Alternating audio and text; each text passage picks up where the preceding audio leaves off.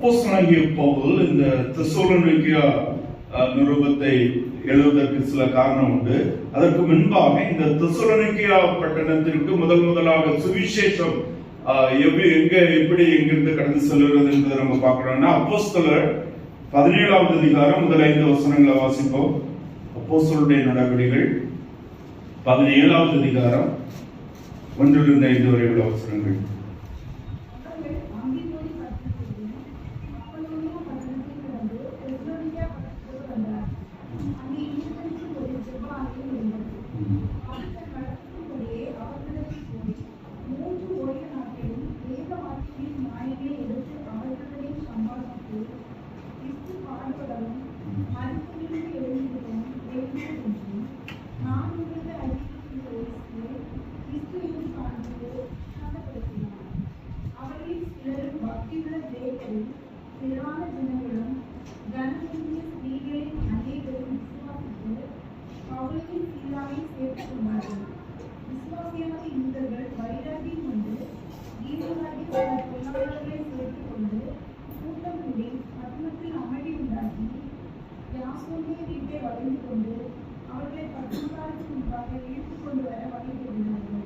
இங்க நம்ம தெளிவாக பார்க்கிறோம், அப்போஸ்தலனாகிய பவுல், சீலா, தீமோத்தேயு 3 பேரும் அவங்க தெசலோனிக்கே பட்டணத்துக்கு வந்தார்கள் என்று 1வது வசனத்தில் பார்க்கிறோம். அங்கே யூதருக்கு ஒரு ஜெபாலயம் இருந்தது. பொதுவா இந்த ரோம்ல இருந்த பொருளாதார பட்டணங்கள், தெசலோனிக்கே அன்னைக்கு ஒரு எக்கனாமிக்கல் சிட்டி, நிறைய பிசினஸ், நிறைய ஆக்டிவிட்டிஸ் உள்ளதான ஒரு பட்டணம். அந்த யூரோப்ல பொருளாதார சிட்டிகள் எல்லாமே அதிகமாக யூதர்கள் இருந்தாங்க. அங்க யூதர்கள் இருக்கிற இடங்கள்ல தேவாலயங்கள் இருந்தது. தெசலோனிக்கே ஒரு புறஜாதி பட்டணமாக இருந்தாலும், யூதர் அல்லாத ஜனங்களுடைய பட்டணங்கள் இருந்தாலும், பவுல் ஆரம்ப நாட்கள்ல சுவிசேஷத்தை அறிவிப்பதற்கு எங்க போனாலும் யூதர்கள், அங்க தேவாலயம் இருந்ததுன்னா அந்த தேவாலயத்தை முதல்ல அந்த தேவாலயத்தில் வருகிற யூதர்களுக்கு இயேசு கிறிஸ்துவை தேவகுமாரனாக, இரட்சகராக, ஆண்டவராக அறிவிக்கிற ஒரு காரியம் அங்க இருந்து நம்ம பார்க்க முடியும். ஏனென்றால் அன்னைக்கு நம்ம பார்க்கும்போது பழைய ஏற்பாடு இருந்தது அவங்க கையில, புதிய ஏற்பாடு கொடுக்கப்படல. தெசலோனிக்கே சபைக்கெல்லாம் அவங்க பவுலெல்லாம் ஆரம்ப நாட்கள்ல அந்த பட்டணங்களுக்கெல்லாம், யூரோப்புக்கெல்லாம் போகும்போது அவங்களுக்கு புதிய ஏற்பாடுல எதுவும் எழுதப்படலை. புதிய ஏற்பாடு 51, 52 ADக்கு பிறகுதான் ஊழியர்கள் ஆரம்பிக்கப்பட்டு ஒரு 21, 25 ஆண்டுகளுக்கு பிறகுதான் அப்போஸ்தலர்கள் புதிய ஏற்பாட்டினுடைய நிருபங்கள் எழுத ஆரம்பிக்கிறாங்க. சோ அந்த நாட்கள் அவங்க பழைய ஏற்பாட்டை எடுத்துட்டு போறாங்க. அப்ப யூதர்களுக்கு பழைய ஏற்பாட்டின் தீர்க்கதரிசிகள் சொன்னபடி அவர்கள் சிலுவையில் அறைந்து கொண்ட இயேசுவே மெய்யான கிறிஸ்து என்பதை அவர்கள் ஏற்றுக்கொண்ட இது ஆண்டவருடைய வார்த்தை, மோசேயினால் கொடுக்கப்பட்ட பிரமாணம், இது தீர்க்கதரிசிகளுடைய நிருபங்கள் என்று நம்பின அந்த வசனங்களிலிருந்து இயேசு கிறிஸ்துவை மெய்யான இரட்சகர் என்பதை அறிவிப்பது அவர்களுக்கு இலகுவாக இருந்தது. அதை தொடர்ந்து இயேசு கிறிஸ்துவை குறித்தும் அந்த ஹிஸ்டாரிக்கல் இயேசு கிறிஸ்துவை குறித்த அந்த செய்தி, இப்படி ஒருவர் பிறந்தார், தன்னை தேவகுமாரன் அறிவித்தார், அவரை சிலுவையிலே கொண்டார்கள், அவர் உயிரோடு எழுப்பினார் என்று அநேகர் நம்புகிறார்கள், நம்பவில்லை என்கிற செய்தி அந்த நாட்கள்ல அந்த பகுதிகள் எல்லாம் இருந்தது. ஈவன் புறஜாதி பட்டணங்களிலும் இதை செய்தி அறிந்திருந்தாங்க. ஆனா அவர்களிடத்துல போய் தெளிவாக இயேசு கிறிஸ்து யார் என்பதையும், எதற்காக இயேசு கிறிஸ்து வந்தார் என்பதையும், அவரை விசுவாசிக்கிறதுனாலும் கிடைக்கிற விசுவாசிக்க வேண்டும் என்கிறதுடைய முக்கியத்துவத்தை அவர்களுக்கு மிக தெளிவாக வேத வசனங்களை முன்னிட்டு அவங்க பிரசங்கம் பண்றாங்க. தேவன் நம்முடையவர்களை அவருடைய பரிசுத்தாவின் உணர்த்தான வல்லமையினாலும் அநேகரை மனம் திரும்பவும் இயேசு கிறிஸ்துவை இரட்சகராக, ஆண்டவராக விசுவாசத்தை ஏற்றுக்கொள்ள உதவி செய்கிறார். இவ்விதமாக தெசலோனிக்கா பட்டணத்துல முதலாவது அந்த யூத தேவாலயத்துல போய் தான் யூதர்கள் வழியா போய் திருப்பி அந்த புறஜாதி மக்களுக்கும் சுவிசேஷம் அறிவிக்கப்பட்டு அவ்விதமாக அவங்க மனம் திரும்பி இயேசு கிறிஸ்துவை ஏற்றுக்கொண்டாங்க. ஆரம்ப நாட்கள்ல எங்கெல்லாம் சுவிசேஷம் முதல்ல போச்சதோ அவங்க ஏற்றுக்கொண்டாங்க. குறுகிய நாட்களிலே அவர்களுக்கு அந்த விசுவாசத்திற்கு எதிர்ப்பும் பிரச்சனைகளும் பாடுகளும் ஆரம்ப விசுவாசிகளுக்கு வந்ததை நம்ம புதிய ஏற்பாட்டில் தெளிவாக நம்ம பார்க்க முடியும். அப்போஸ்தலனாகிய பவுல் தெசலோனிக்கே சபை ஆரம்பிக்கப்பட்ட ஊழியம் செய்து தொடர்ச்சியாக அவர் அந்த இடத்துல பிரச்சனை வந்த உடனே அடுத்த இடத்துக்கு அந்தியோகியா, பல இடங்களுக்கு பெரேயா, மக்கதோனியா, பல இடங்களுக்கு அவர் போயிட்டு இருக்கிறார். அதுக்கப்புறமாக நம்ம 18வது அதிகாரத்தில் அவர் அப்போஸ்தலர்களை பார்க்கும்போது கொரிந்து பட்டணத்துக்கு போறாங்க. அந்த சத்திர பின்னணியில பார்க்கும்போது கொரிந்திற்கு பவுல், சீலா, தீமோத்தேயு போன பின்பு தீமோத்தேயுவை திருப்பி தெசலோனிக்கே பட்டணத்துக்கு பவுல் அனுப்பினதாகவும், தீமோத்தேயு தெசலோனிக்கே பட்டணத்துல போய் அங்கே இருக்கிற விசுவாசிகளையும் அங்கே சபையை பார்த்து அங்க எப்படி இருக்கிறாங்க, என்ன சூழ்நிலையில் இருக்கிறாங்க என்பதை செய்தியை தீமோத்தேயு பவுலுக்கு கொண்டு வந்த பின்பு தெசலோனிக்கே சபை எப்படி இருக்கிறது, அந்த விசுவாசிகளுடைய விசுவாசம், வாழ்க்கை, எதிர்பார்ப்பு எப்படிப்பட்டதா இருக்கிறது என்ற செய்தியை தீமோத்தேயு பவுலுக்கு சொன்ன பின்பு அதை கேள்விப்பட்ட பவுல் ஜெபித்து ஆவியின் உணர்வோடு ஆவியின் நடத்துதல்னால இந்த தெசலோனிக்கே சபைக்கு இந்த நிருபத்தை எழுதுகிறார். தீமோத்தேயு கொண்டு வந்த செய்தியில அவங்க அந்த அவருடைய விசுவாசத்தினுடைய உறுதி, இயேசு கிறிஸ்துவிலும் இயேசு கிறிஸ்துவுடைய சிலுவை மரணம், உயிர்த்தெழுதல் நற்செய்தியை குறித்த அந்த சுவிசேஷத்தினால அவர்கள் மிகுந்த உறுதியுடையவர்களாக இருக்கிறாங்க. அதற்காக வைராக்கியமுடையவர்களாக இருக்கிறாங்க. அவங்க அதற்கு முன்பாக விக்கிரகங்களையும் அவர்களுக்கு பலவிதமான தேவர்களை வழிபடுகிறவர்களாக இருந்தாங்க. ஆனா இயேசு கிறிஸ்துவை கேள்விப்பட்ட பிறகு அவங்க அந்த விசுவாசத்துல மிக உறுதியாக இருக்கிறார் என்கிற செய்தியை தீமோத்தேயு பவுலுக்கு கொடுத்தாரு.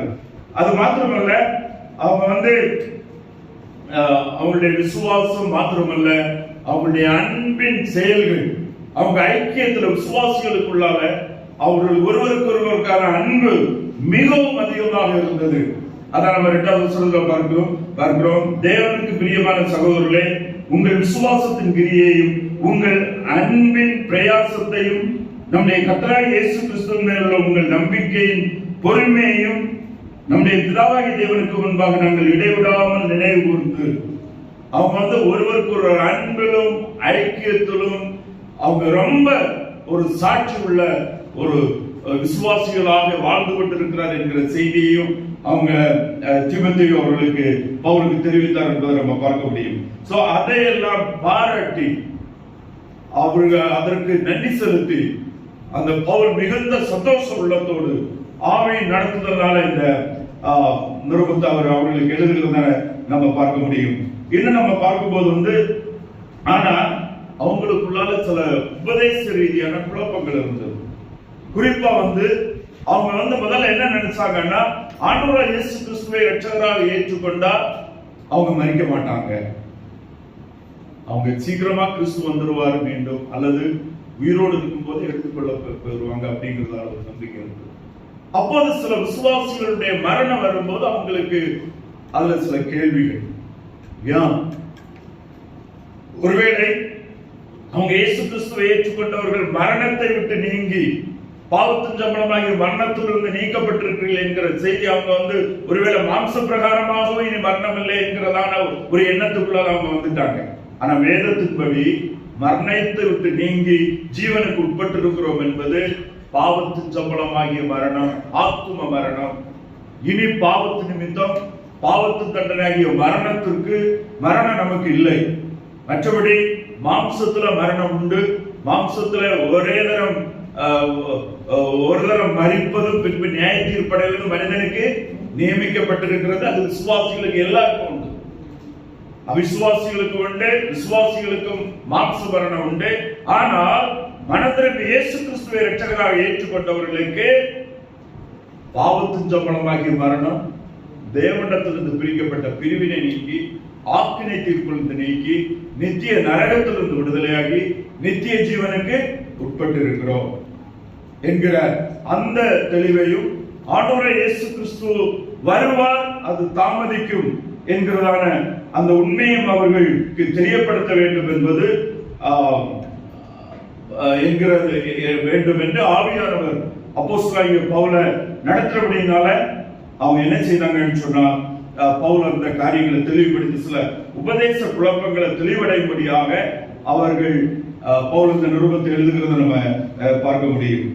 ஆனா சில குழப்பங்கள் அவங்களுக்கு இருக்கு. ஆனா அடிப்படை விசுவாசத்துல மிகவும் உறுதியோடும் அந்த விசுவாசத்தின் கிரியைகளிலும் அந்த விசுவாசத்திற்காக வாழுகிறதிலும் அந்த விசுவாசத்தை மற்றவர்களுக்கு கொடுப்பதிலும் சாட்சி கொடுப்பதிலும் தெசலோனிக்கே பட்டணத்து விசுவாசிகள் மிகவும் தெளிவாக இருந்தார்கள் என்பதை நம்ம பார்க்க முடியும். அதனாலதான் நம்ம இங்க பார்க்கும்போது 2வது வசனத்துல பார்க்கும்போது உங்கள் நம்பிக்கையின் பொறுமையும் நம்முடைய பிதாவாகிய தேவனுக்கு முன்பாக நாங்கள் எப்பொழுது இடைவிடாமல் நினைவு கூர்ந்து நீங்கள் தெரிந்து கொள்ளப்பட்டவர்கள் என்று நாங்கள் அறிந்து எங்கள் ஜெபங்களில் இடைவிடாமல் உங்களை குறித்து விண்ணப்பம் பண்ணி உங்களுக்காகவும் எப்பொழுதும் தேவனை ஸ்தோத்திரிக்கிறோம். நீங்கள் தெரிந்து கொள்ளப்பட்டவர்கள் என்று அறிந்து ஆண்டவராகிய இயேசு கிறிஸ்துவில் விசுவாசமாக இருக்கிற நாம் தேவனால் தெரிந்தெடுக்கப்பட்டவர்கள். we are chosen people. வேதத்தை வாசித்து வேதத்தில் தேவன் விசுவாசிகளாகிய நாம் யார் என்று வேதம் நமக்கு சொல்லுதோ அதை ஏற்றுக்கொண்டு அந்த உணர்வுல அந்த எண்ணங்களில் நாம் வாழ வேண்டும். நாம் தெரிந்தெடுக்கப்பட்டவர்கள், பரலோக தேவனால் தெரிந்தெடுக்கப்பட்டவர்கள். அந்த மனம் அந்த எண்ணங்கள் நம்ம இந்த உலகத்துல சந்தோஷமாய் வாழ்வதற்கு, இந்த உலகத்துல நம்ம மற்றவர்களை நம்ம உலக காரியங்களை சார்ந்தல்ல, தேவனுக்கு முன்பாக நாம் யார் என்பதை நினைத்து நாம் மிகுந்த சந்தோஷமாக மிகுந்த ஒரு சந்தோஷத்தோடு ஒரு நாம் தேவனுடையவர்கள் என்கிற ஒரு ஐடென்டிட்டியோட எண்ணத்தோட ஒரு நினைப்போட நாம் வாழ்வது நம்மை சந்தோஷத்தை நிறைவையும் சமாதானத்தை நம்ம கொடுக்கிறதா இருக்கும். 1 பேதுரு 2வது அதிகாரம் 9வது வசனத்தோட வாசிப்போம். 1 பேதுரு 2:9. நீங்களோ உங்களை அந்தகாரத்திலிருந்து நம்முடைய ஆச்சரியமான ஒளியிடத்திற்கு வரவழைத்தவருடைய புண்ணியங்களை அறிவிக்கும்படிக்கு தெரிந்து கொள்ளப்பட்ட சந்ததியாயும் ராஜரிகமான ஆசாரிய கூட்டமாயும் பரிசுத்த ஜாதியாயும் அவருக்கு சொந்தமான ஜனமாயும் இருக்கிறீர்கள். பேதுரு ரொம்ப தெளிவா சொல்லும்போது, நீங்களோ விசுவாசிகளோ இயேசு கிறிஸ்துவை இரட்சகராக ஏற்றுக்கொண்டவர்களோ அப்படின்னு வரும்போது இந்த இடத்துல நீங்கள் என்கிற இடத்துல இயேசு கிறிஸ்துவில் விசுவாசமா இருக்கிற நாம் ஒவ்வொருவரையும் சேர்த்து கொள்ள முடியும். நானும் இந்த இடத்துல இருக்கிறேன். நான் யார்? நான் அந்தகாரத்திலிருந்து தம்முடைய ஆச்சரியமான ஒளியிடத்திற்கு நாம் அழைக்கப்பட்டவர்கள். நாம் அவருடைய புண்ணியங்களை அறிவிக்கும்படிக்கு தெரிந்து கொள்ளப்பட்ட சந்ததியாகவும் chosen generation. அதைத்தான் தெசலோனிக்கே சபைக்கு சொல்றார், you are chosen people. தேவனால் நாம் முன்னேறிந்து தெரிந்தெடுக்கப்பட்டவர்கள். ராயல் பிரிஸ்ட்ஹுட், ராஜரீக ஆசாரிய கூட்டம், பரிசுத்த ஜாதியாகவும் அவருக்கு சொந்த ஜனமாகவும் இருக்கிறீர்கள். நான் இருப்பீர்கள், இருக்கலாம் அப்படின்னு அல்ல, இருக்கிறீர்கள். பரிசுத்த ஜாதி. அதனாலதான் விசுவாசிகள் வேதத்தில் எல்லா இடங்களிலும் எல்லா சபையையும் அட்ரஸ் பண்ணும்போது பரிசுத்த ஆவியானவர் பரிசுத்தவான்களுக்கு எழுதுகிறதாவது எபேசில் இருக்கிற பரிசுத்தவான்களுக்கு, பிலிப்பு சபையில் இருக்கிற பரிசுத்தவான்களுக்கு, மக்கதேனியா சபையில் இருக்கிற விசுவாசிகளாகிய பரிசுத்தவான்களுக்கு, இயேசு கிறிஸ்துவுக்குள் நாம் பரிசுத்தமாக்கப்பட்டிருக்கிறபடினால மாம்சத்தின் அடிப்படையில் அல்ல, ஸ்பிரிச்சுவல் பொசிஷன், ஆவிக்குரிய தகுதி, தேவனால் கொடுக்கப்பட்ட தகுதி, கிருபையினால் கொடுக்கப்பட்ட தகுதி, கிறிஸ்துவிலே கொடுக்கப்பட்ட தகுதி, இலவசமாய் கொடுக்கப்பட்ட தகுதி. அது நம்முடைய மனுஷனால் உண்டானது அல்ல. தேவனால் அவர் நமக்கு அந்த தகுதியை தந்து நம்மை அவர் பரிசுத்தவான்கள் என்றும் பரிசுத்த ஜாதி என்றும் அழைக்கிறதான காரியத்தை நம்ம பார்க்க முடியும். 5வது வசனத்தோடு வாசிப்போம்.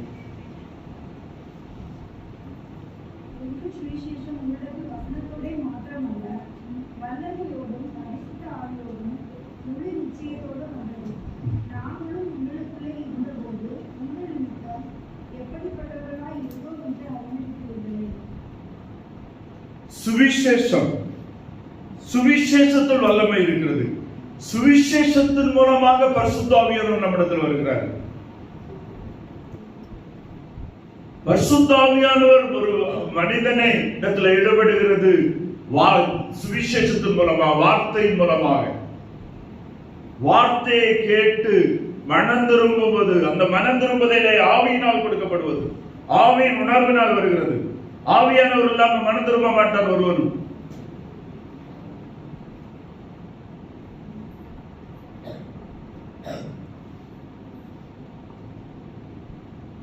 அதனாலதான் அப்போஸ்தலனாகிய பவுல் ரோமர் 2வது அதிகாரம் 16-17 வசனங்களை ஒரு வாசிப்போம்.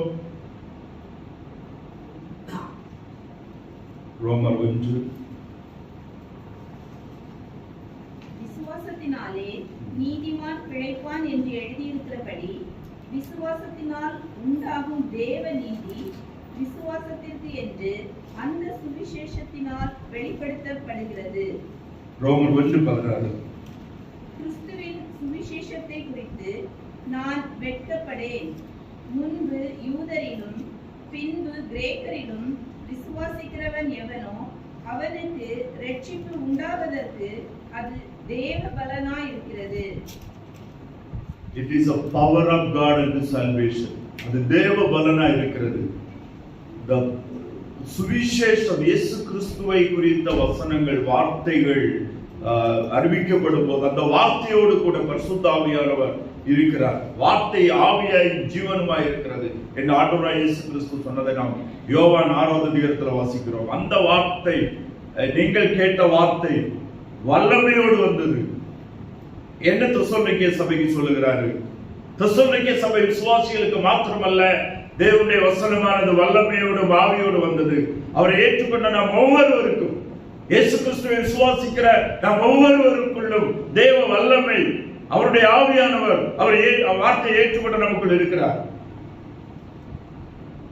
வேத வசனத்தின் மூலமாக ஆவியானவர் நம்மை உயிர்ப்பித்து நமக்குள் வருகிறார். தெசலோனிக்கே சபைக்கு ஆவியானவர் அவங்க மனம் திரும்பி இயேசு கிறிஸ்துவை ஏற்றுக்கொண்ட போது அவங்க பாவ மன்னிப்பையும் பரிசுத்த ஆவியையும் பெற்றுக் கொண்டார்கள்.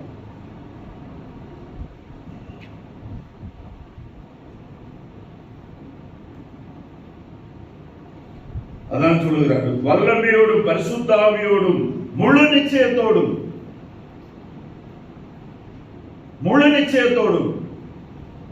ஆவிக்குரிய முழு நிச்சயத்தோடும், நித்தியத்தை குறித்த முழு நிச்சயத்தோடும், பாவ மன்னிப்பை குறித்த முழு நிச்சயத்தோடும் நீங்கள் இனி கெட்டு போவதில்லை, மரணத்தை விட்டு நீங்க ஜீவனுக்கு உட்பட்டு இருக்கிறீர்கள், நீங்கள் தேவனுடையவர்கள் என்ற முழு நிச்சயத்தோடும்.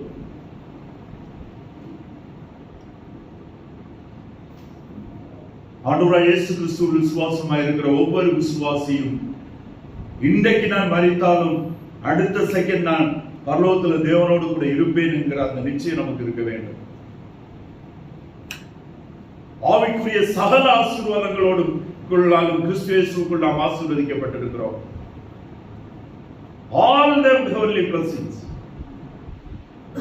all the spiritual blessings in heavenly places என்று எபேசியர் 1:3 சொல்லுது. சோ நீங்கள் வல்லமையோடும் பரிசுத்த ஆவியோடும் ஆவிக்குரிய முழு எல்லா பலனையும் பெற்று முழு நிச்சயத்தோடும் அந்த மீட்பு உங்களுக்கு வந்தது. கிறிஸ்துவ சுவிசேஷம் உங்களுக்கு கொடுக்கப்பட்டது. அந்த மீட்புக்குள் நீங்கள் வந்தீர்கள். நாங்களும் உங்களுக்குள்ளே இருந்தபோது உங்கள் நிமித்தம் எப்படிப்பட்டவர்களாக இருந்தோம் என்று அறிந்திருக்கிறீர்களே.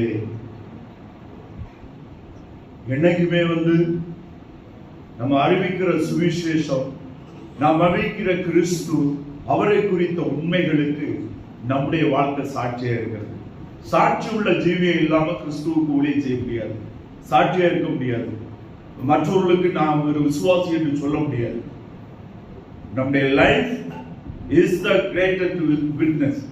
நம்முடைய வார்த்தை சுவிசேஷ வல்லமை உடையது. ஆனா வாழ்க்கை உண்மையா இல்லைன்னா, வாழ்க்கை ஒழுக்கமா இல்லைன்னா, வாழ்க்கை கீழ்ப்படிதல் இல்லைன்னா, வாழ்க்கையில தாழ்மை இல்லைன்னா, வாழ்க்கையில அவங்க நம்ம பார்க்கிற நம்முடைய ஜீவி அவங்களுக்கு முன்னால மாதிரியா இல்லைன்னு சொன்னா,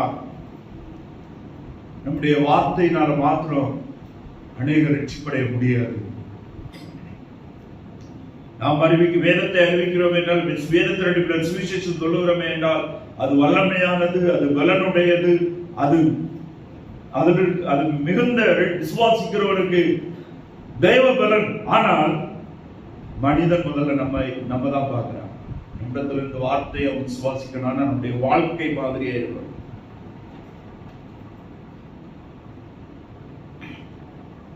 பவுல், அந்த பவுலுடைய டீம், சீலா, தீமோத்தேயு, அந்த டீம் அந்த நாட்கள்ல எங்க போனாலும் அவங்கள பற்றி தைரியமா சொல்ல முடியும். ஏன்னா அப்படிப்பட்ட ஒரு நல்ல அர்ப்பணிக்கப்பட்ட தியாகமான, தங்களே முதலாவது கிறிஸ்துவுக்கு கொடுத்து சுவிசேஷத்தை வாழ்ந்தாங்க. இன்னைக்கு நாம் அநேக இடங்கள்ல நம்மவே ஆண்டவரை பற்றி சொல்ல முடியாம நமக்கு இருக்கிற நம்பிக்கையை வெளிப்படுத்தாம இருக்குது. காரணம், நமக்கே தெரியும் நம்ம எப்படி வாழ்ந்துட்டு இருக்கிறோம். சாட்சி உள்ள ஜீவன் ரொம்ப முக்கியமானது. கிறிஸ்துவனா வாழ்வதற்கு, கிறிஸ்துவை அறிவிப்பதற்கு, கிறிஸ்து நம்மிடத்துல இந்த மற்றவர்களுக்கு போனோம்னா நம்முடைய சாட்சி ரொம்ப முக்கியம். நம்ம எப்படி இருக்கிறோம் என்பது முக்கியம். நாம் ஏன் ஆண்டவருக்கு கீழ்ப்படிந்து, ஏன் பரிசுத்தமா வாழணும், ஏன் நம்முடைய வாழ்க்கை மற்றவர்களோட வித்தியாசமா இருக்கணும்? ஏன்னா நாம் தான் முதலாவது. நம்ம என்னதான் பேசினாலும் நம்ம தான் பார்க்கிறாங்க. முக்கியமான அந்த இடத்துல வந்து பவுல் எங்க போனாலும் எந்த இடத்துலயும் அவர் தைரியமா சொல்ல முடியும் அவருடைய வாழ்க்கையை குறித்து. அப்படிப்பட்ட தெளிந்த ஒரு ஒழுக்கமும் உண்மையும் முழுவதுமாக தன்னை ஆண்டவருக்கு ஒப்புக் கொடுத்திருந்த அந்த ஒரு வாழ்க்கையை அப்போஸ்தலனாகிய பவுலுடைய வாழ்க்கையில் நம்ம காண முடியும். அப்படிப்பட்ட ஒரு வாழ்க்கை நம்முடைய வாழ்க்கையில் இருக்க வேண்டும். நாம் கிறிஸ்துவுக்காக நித்திய பலன்களை பெற்றுக்கொள்ள வேண்டும் என்று ஒரு சிலருடைய ஆத்ம மீட்புக்காக நம்மை அர்ப்பணித்து நாம் ஆண்டவருக்கு ஒப்புக் கொடுப்போமே. ஆனால் நம்முடைய வாழ்க்கை எப்படி இருக்கிறது என்பது மிக முக்கியமானது. 6-7 வசனங்கள் ஒருவர் வாசிப்போம். நீங்கள் மிகுந்த உபத்திரவத்திலே பரிசுத்த ஆவியின் சந்தோஷத்தோடு திருவசனத்தை ஏற்றுக்கொண்டு எங்களையும் கர்த்தரையும் பின்பற்றுகிறவர்களாகி இவ்விதமாய் மகதோனியாவிலும் அகாயாவிலும் உள்ள விசுவாசிகள் யாவருக்கும் மாதிரிகளானீர்கள். அப்போஸ்தலர் 17வது அதிகாரத்தை நம்ம தொடர்ச்சியா வாசிக்கும் போது பவுல் முதல்ல தெசலோனிக்கே போயிட்டு அதுக்கு பிறகு மக்கோதோனியா, ஆகாயா என்கிற பட்டணங்களுக்கு போறாங்க. ஆனா அந்த பிரயாணத்துல மக்கோதோனியா, ஆகாயாவுக்கு முன்னால முதல்ல இங்க தெசலோனிக்கேவுல தான் போய் அங்கதான் முதல் சபையும் விசுவாச கூடுகை உருவாகிறது. நாங்கள் இயேசு கிறிஸ்துவை பின்பற்றி விசுவாசிகள் என்கிற அந்த சாட்சி அறிவிக்கிறவங்க தெசலோனிக்கே தான் உருவாறாங்க. அப்போ தெசலோனிக்கே சபையினுடைய சாட்சி, அவங்களுடைய ஜீவியம், அவங்களுடைய விசுவாசத்தை தெளிவாக அவங்க வெளிப்படுத்துவது இந்த அக்கேயா மற்றும் ஆகாயா மற்றும் மக்கோதோனியா தேசத்தில் உள்ள அவர்கள் விசுவாசிப்பதற்கும் அந்த கிறிஸ்துவில் அவங்க வளருவதற்கும் அவங்க கிறிஸ்துவுக்கு சாட்சியை நிற்பதற்கும் இந்த தெசலோனிக்கே விசுவாசிகள் மாதிரியாக இருந்தார்கள். சாட்சிகளாக அவங்க அதற்கு அவங்க ஆதாரமாக அவங்க பயன்பட்டாங்க என்பதை நம்ம பார்க்க முடியும். சபைகளை உருவாக்க வேண்டும், விசுவாசிகளை உருவாக்க வேண்டும். அப்படி உருவாகிற சபைகளை உருவாக்க வேண்டும். முதலாவது சுவிசேஷத்தை அறிந்து கொண்டவர்கள் அடுத்தவர்களுக்கு சாட்சியாக இருக்க வேண்டும். இவ்விதமாகவே தொடர்ச்சியாக ஆண்டவராகிய இயேசு கிறிஸ்துவுடைய வருகை வரையிலும் அவருடைய சுவிசேஷமும் கிறிஸ்துவை குறித்த சாட்சியும் பரிசுத்த ஆவியினால் நடக்கப்படுகிற நல்லொழுக்கமான பரிசுத்தமான வாழ்க்கைக்கு சாட்சியாகவும் சபைகள் மாற வேண்டும். தெசலோனிக்கே சபை சாட்சி உள்ள சபையாக கிறிஸ்துவுக்கு மகிமை கொண்டு வருகிற ஒரு மாதிரி உள்ள சபையாக அவங்களுடைய வாழ்க்கை இருந்தது. நம்ம எப்படி வாழ்ந்துட்டு இருக்கிறோம்? நம்மை பார்க்கிறவங்க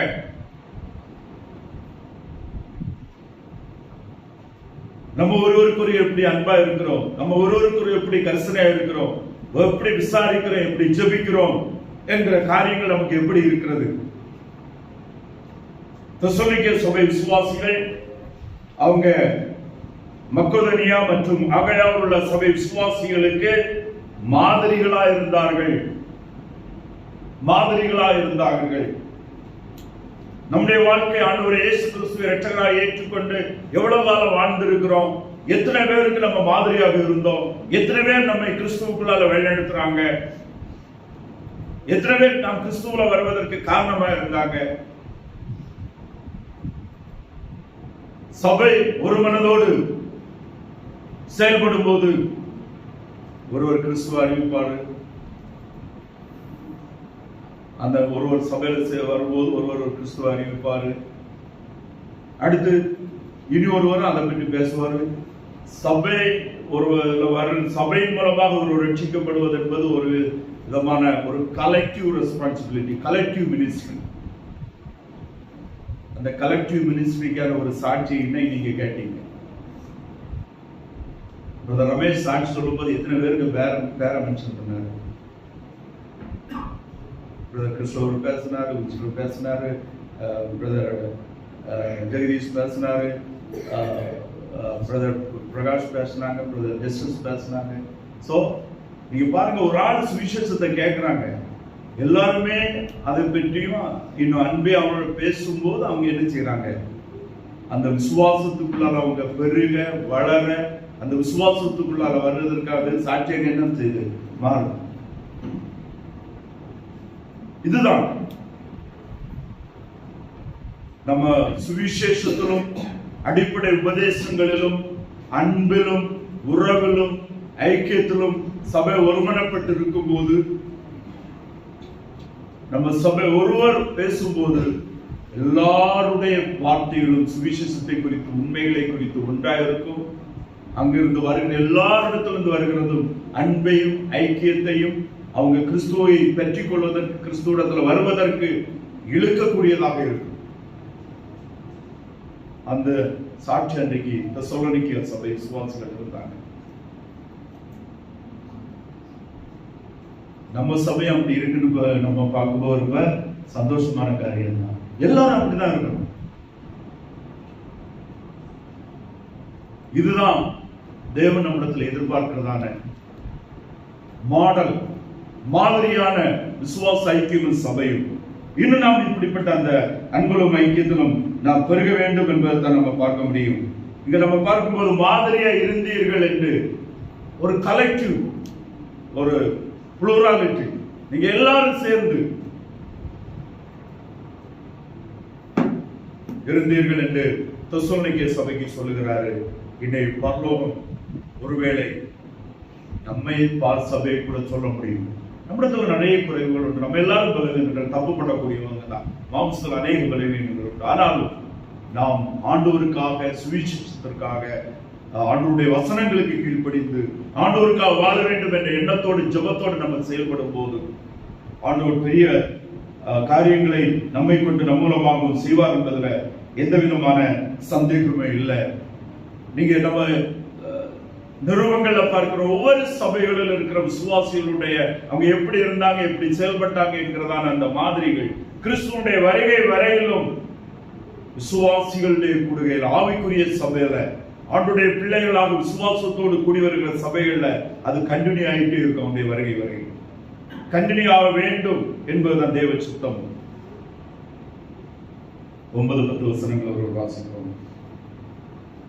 ஏனெனில் அவர்கள் தாமே எங்களை குறித்து உங்களிடத்தில் நாங்கள் அடைந்த பிரவேசம் இன்னதென்பதையும் ஜீவனுள்ள மெய்யான தேவனுக்கு ஊழியம் செய்வதற்கு நீங்கள் விக்கிரகங்களை விட்டு தேவனிடத்திற்கு மனம் திரும்பினதையும் அவர் மரித்தோரில் இருந்து எழும்பினவரும் இனிவரும் கோபாக்கினை நின்று நம்மை நீங்களாக்கி ரட்சிக்கிறவருமாய் இருக்கிற அவருடைய குமாரனாகிய இயேசு பரலோகத்தில் இருந்து வருவதை நீங்கள் எதிர்பார்த்து கொண்டிருப்பதையும் அறிவிக்கிறார்களே. இங்க அவங்களை என்ன சொல்றாங்கன்னா, நீங்க ஆண்டவருக்கா வாழுகிறீங்க, அவரை அறிவிக்கிறவர்களா இருக்கிறீங்க. நீங்க மெய்யான ஜீவனுள்ள மெய்யான தேவனுக்கு ஊழியம் செய்வதற்கு நீங்கள் விக்கிரகங்களை விட்டு தேவனிடத்திற்கு மனம் திரும்பினதையும் அவர் மரித்தோரிலிருந்து எழும்பினவரும் இனிவரும் கோபாக்கினை என்று நம்மை நீங்களாக்கி ரட்சித்தவருமாய் இருக்கிற அவருடைய குமாரனாகிய இயேசு கிறிஸ்து பரலோகத்திலிருந்து வருகிறதை நீங்கள் எதிர்பார்த்து கொண்டிருக்கிறதையும் அறிந்திருக்கிறீர்களே, அறிவிக்கிறார்களே. சோ தெசலோனிக்கே சபைகளுடைய விசுவாசம், எதிர்பார்ப்பு, அவங்களுடைய விசுவாசத்தின் நிச்சயம் அவங்களுடைய வாழ்க்கையில் வெளிப்படுகிறது. தெசலோனிக்காவில் இந்த விசுவாசிகள் இந்த நம்பிக்கையில் இருக்கிறாங்க. இயேசு கிறிஸ்து வருவார் என்கிற எதிர்பார்ப்போடு இருக்கிறாங்க. அது எப்படி மற்றவங்களால் அறிய முடியும்? அவங்க அதை சொல்லுறாங்க, பக்கத்தில் இருக்கிறவங்க விசுவாசிக்கிறாங்க, சொல்லுகிறாங்க. எங்களுடைய விசுவாசம் இயேசு கிறிஸ்து, அவருடைய சிலுவை மரணம், அது மூலமா உண்டான மீட்பு, அந்த வல்லமை எங்களுக்கு தந்த வாழ்க்கை, அந்த அன்பிற்கு சாட்சியாக நாங்கள் ஒருவரை ஒருவர் அன்பு காட்டுவதிலும் அந்த அன்பின் பிரயாசம், தெசலோனிக்க விசுவாசிகளுடைய அன்பினுடைய செயல்கள் வெளிப்பட்டதாக இருந்தது. இன்னும் நம்ம பார்க்கும்போது அவர்கள் எவ்விதமாக கர்த்தரை பின்பற்றினார் என்பதும், அவர்கள் அந்த விசுவாசத்தில் வாழ்ந்தார்கள். எந்த ஒரு மனிதனும் தன்னுடைய வாழ்க்கையில எதை முக்கியத்துவம் கொண்டிருக்கிறான் என்பது அவனுடைய செயல்பாட்டு, பேச்சு, நடக்கைகளில கண்டுபிடிக்க முடியும். ஒரு மனுஷன் அவனுடைய வாழ்க்கையில எந்த முக்கியத்துவத்தை தன்னுடைய வாழ்க்கையில வைத்திருக்கிறார் என்பதை குறித்து அவன் வாழுகிற பக்கத்தில் இருக்கிறவங்க அவர் நான் இந்த முக்கியத்துவத்தில் வாழ்றேன்னு சொல்லண்டாம். அவருடைய நடக்கைகள், பேச்சு, செயல்கள் அவர்களை எந்த முக்கியத்துவம் என்பதை காட்டிக் கொடுக்கும். தெசலோனிக்கே சபை விசுவாசிகள் அவருடைய வாழ்க்கை, அவங்க கிறிஸ்துவுக்காக வாழ்றாங்க. சுவிசேஷம் தான் அவங்களுடைய வாழ்க்கையில முக்கியம். அவருடைய வருகையை எதிர்பார்க்கிறாங்க. அவர்கள் கிறிஸ்துவுடைய வருகையில் அவங்க எடுத்துக்கொள்ளப்படுவார்கள், பலன்கள் உண்டு, நித்தியமாக வாழ்வார்கள் என்கிற அந்த நம்பிக்கையை வெளிப்படுத்துகிறார்கள் என்கிறது அவருடைய வாழ்க்கையில வெளிப்பட்டு கொண்டிருந்தது. நம்ம எல்லாருடைய வாழ்க்கையை நம்ம பேசலாம், ஆனால் நம்ம பார்க்கிறவங்க நம்ம வாசித்துட்டு இருக்கிறாங்க, நம்மளை பார்த்து படிச்சுட்டு இருக்கிறாங்க. நம்ம எதுக்காக வாழுகிறோம், நம்முடைய முக்கியத்துவங்கள் என்ன, நம்முடைய எதிர்பார்ப்பு என்ன, நம்ம என்ன எண்ணங்கள் நமக்கு சார்ந்து இருக்குது, நம்முடைய வாழ்க்கை பரலோகத்தை சார்ந்து இருக்கிறதா அல்லது மாம்ச உலகத்தை சார்ந்து இருக்கிறதா, அழிந்து போகிறது குறித்து சார்ந்து இருக்கிறதா அல்லது நிச்சயத்துல பலன்களை எதிர்பார்க்கிற வாழ்க்கையா இருக்கிறது என்பதை நம்முடைய ஒவ்வொரு நடக்கைகளும், நடவடிக்கைகளும், செயல்களும் மற்றவர்களுக்கு காட்டும். தெசலோனிக்கே சபை விசுவாசிகள் மாதிரிகளாக இருந்தாங்க. நம்ம பார்த்தது போல அவங்க மக்களிடையே ஆகாய உள்ள விசுவாசிகளுக்கு மாதிரியா இருந்தாங்க. மாத்திரமல்ல, அவங்க வாழ்ந்த எல்லாருக்கும் முன்பாக அவங்களுடைய கிறிஸ்துவுக்கும் கிறிஸ்துவையுடைய வார்த்தை, கிறிஸ்து அப்போஸ்தலருடைய உபதேசங்களின்படியான, ஆலோசனையின்படியான நல்லொழுக்கம் உள்ள ஒரு பரிசுத்தமான வாழ்க்கைக்கு மாதிரிகளாக இருந்தாங்க. அவங்க மற்றவர்களை வேறு பிரிக்கப்பட்டிருந்தாங்க. அவங்களுடைய வாழ்க்கையில் அது வெளிப்பட்டது. மெய்யான விசுவாசிகள், பரலோக நம்பிக்கையோடு வாழுகிறவங்க, பரிசுத்தவான்களாக வாழுகிறவங்க, அவங்களுடைய பேச்சு, நடக்கை, செயல்கள் எல்லாவற்றிலும் அவங்களுடைய வாழ்க்கையில வித்தியாசம் இருக்கும். அது தெசலோனிக்கே சபை மக்களிடத்தில் இருந்தது. நம்மிடத்தில் இருக்கிறதா?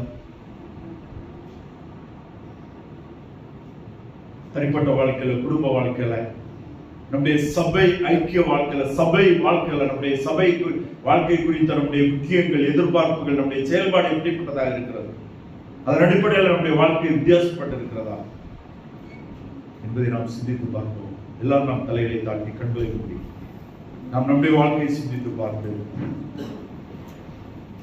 நம்முடைய விசுவாசம் பாராட்டுக்குரிய விசுவாசமாக இருக்கிறதா? தெசலோனிக்கே விசுவாசிகளை போல நம்முடைய விசுவாசம், நம்முடைய வாழ்க்கையும் தேவனால் பாராட்டப்படக்கூடியதாக இருக்கிறதா? நம்முடைய ஒவ்வொருடைய தனிப்பட்ட வாழ்க்கையும் பரலோகம் காண்கிறது, பார்க்கிறது. நம்மில் இருக்கிற பரிசுத்த ஆவியானவர் நம்மை தன்னுடைய சாயல், கிறிஸ்துவுடைய சாயலுக்கு ஒப்பாக பரிசுத்தமாக்கிக் கொண்டே இருக்கிறார். பரிசுத்தமாக்குதலே அவருடைய பணி, ஊழியம், அவருடைய சித்தம். ஆனால் நம்ம எந்த அளவுக்கு ஒப்புக் கொடுக்கிறோம், எந்த அளவு அவரை சார்ந்து வாழ்கிறோம், எந்த அளவு தொடர்ச்சியா நம்முடைய வாழ்க்கையில பரிசுத்தமாக்கப்படுதல் நடந்து கொண்டிருக்கிறது. நம்முடைய சாயல் கிறிஸ்துவுடைய சாயலுக்கு ஒப்பாக எந்த அளவு மாறிக்கொண்டிருக்கிறது. நம்முடைய வாழ்க்கையை பார்க்கும் போது இவர் பரலோகத்தை எதிர்பார்த்து வாழுகிறவன், பரலோக நம்பிக்கையுடைய நான் வாழுகிறவன், பரலோகத்திற்கு பலன்களை சேர்க்கிறவன் வாழுகிறவன் என்கிற அந்த காரியத்தை மற்றவர்கள் நம்முடைய வாழ்க்கையை நம்ம சொல்லி இல்லை, பார்த்து அவங்க கண்டுபிடிக்க முடியுமா? நம்முடைய வாழ்க்கையில வாசிக்க முடியுமா என்பதை நம்ம சிந்தித்து பார்ப்போம். எல்லாரும் சற்று அமைதியாக ஆண்டவருக்கு ஒப்புக் கொடுப்போம். மாம்சம்,